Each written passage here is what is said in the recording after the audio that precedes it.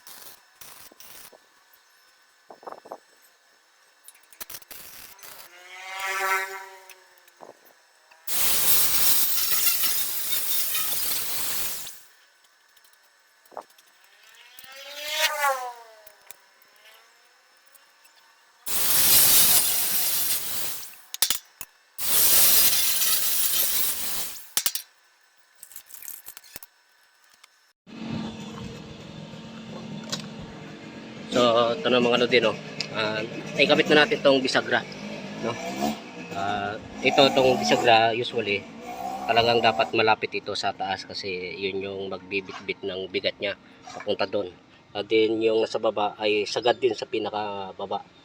So dapat ito hanggang dito pa sana yan sa ibabaw talaga. Kaso lang wala na. Yun dito lang yung ano, hanggang dyan lang yung angle bar na paglalagyan. So ito lang yung ginawa ko dito, no. Ito. Naglagay na ako ng stopper dito. Ayan. Magkabilaan para alam natin yung clearance niya. Then nagtali tayo ng alambre, panigurado kasi tayo na mag-isa. Baka mabuwal. No, ngayon para malaman natin to ay tatanggalin to. Grinder natin at subukan na natin itong buksan. So far itong service door ay maganda ang lapat, no. Ayan, no. Magandang lapat. So grinder natin yan para masubukan. At ito na nga mga lodi, no. Ayun. Ayun siya, no. Medyo bumaba ng konti. Dumikit ng bagya sa taas pero okay lang yan. Ito kasi tatanggalin din natin to. Ito. Papalitan natin ng bisagra. So far ang importante yung lapat siya. Diretso. So dati kasi hindi ito isasara. Nagbubungguan dahil wala sa align itong kanyang gate.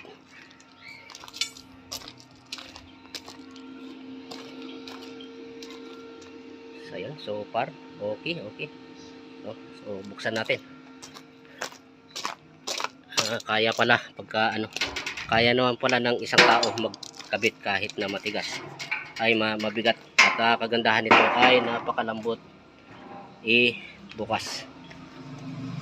Ayan, kusang umaandar pa nga, no.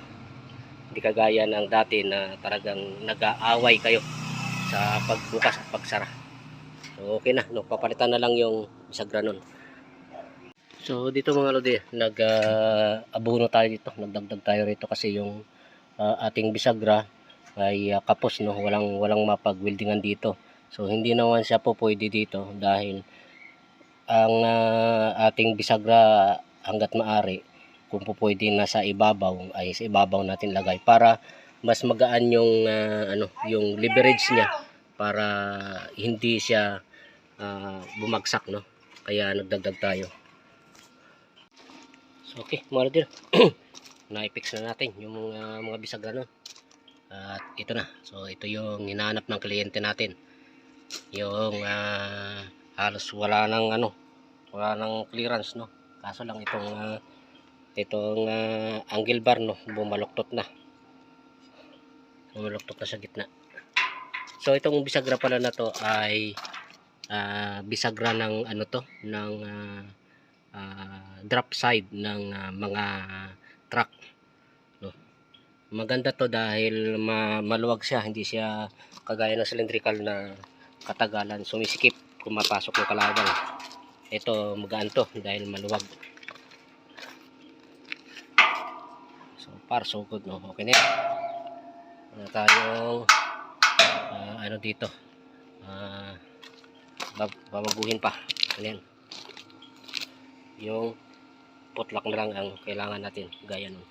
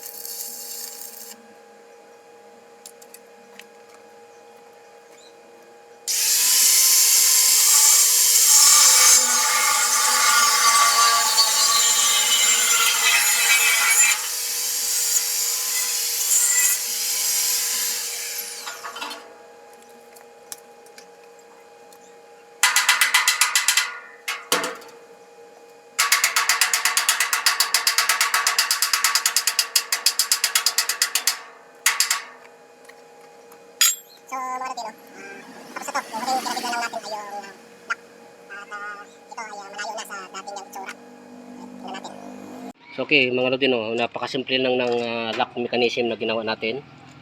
So ito lang, no. Mahirap pa pala pag mag-isa. Okay. Pati itong sinama na natin. Itong service door.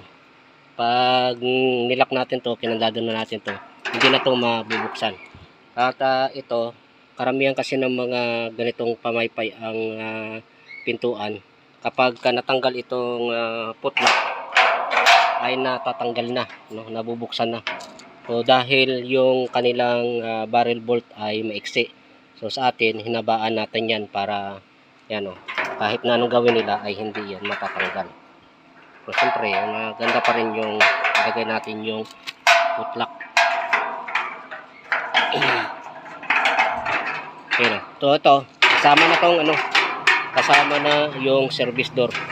Hindi na mabubuksan yan. Ngayon pag bubuksan mo yung service door, buksan mo lang din to. Pwede naman ito lang, hanggang dito lang. Yan, hanggang dito lang. Yan, mabubuksan mo na to. Yan, maiiwan yan. Nakasara pa rin to, nakalak pa rin to. So ito, yan, mabubuksan mo. So naglagay lang tayo ng dito, ng pinaka-kuntil niya para pag sinara natin, ayan, sara natin to, ayan na, nakalak na. So yun lang. At ito ay tapos na, no. Pipinturahan na lang yan ng pintor, no. At yan, kagandahan dyan ay halos wala nang masilyahan, no, dahil yung pagkakapulweld natin ay pulido, maganda, no. Hindi ng pagkakaasa ay maganda din. Okay. So mga lodi, no, ayan na, tapos na. At malayong malayo na ito sa dati niyang itsura na kahoy lang. At ayan, mapakaganda lalo na pag napinturahan yan. At napakahirap din lodi na magsalpak niyan ng mag-isa. Mabigat din yung pintuan na yan. Okay na, no. So far so good. So pintura na lang kulang. So mga lodi, no, pansin nyo ba mga lodi,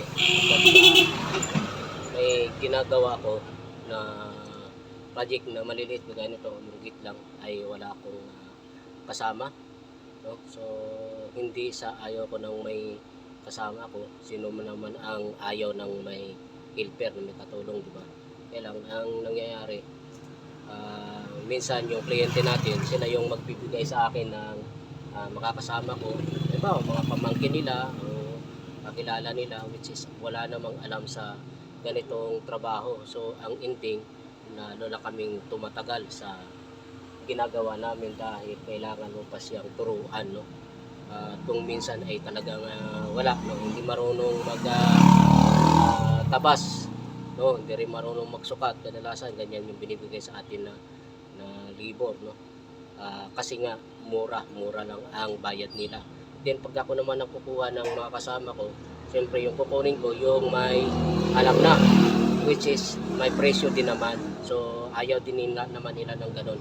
Kaya ang ending, kaysa naman bigyan nila ako ng kasama na mamumblema lang ako, mangungonsumbi lang ako, mas maigi na ako na lang ang mag-isa ang magtrabaho. Mapabilis pa yung trabaho ko. Okay? Okay mga lodi, no, tapos na ito. At ito, inabot tayo ng 7 days dito, no, dahil nagbaklas pa tayo ng mga dyan, mga kahoy, yung luma, pero yung frame nya yun pa rin, no. So 7 days natin trabaho na mag-isa. At finally natapos na rin, no. So mga lodi, no, sa mga hindi pa naka-subscribe, makisuyo na ako mga lodi sa inyo, pa-subscribe naman sa YouTube channel ko at paki-like and share, no, kung nagustuhan nyo yung mga video na ina-upload ko. Okay, no, at papalo na lang din sa aking Facebook page na Kuya Ray the Fabricator. So okay, yan, tapos na yan.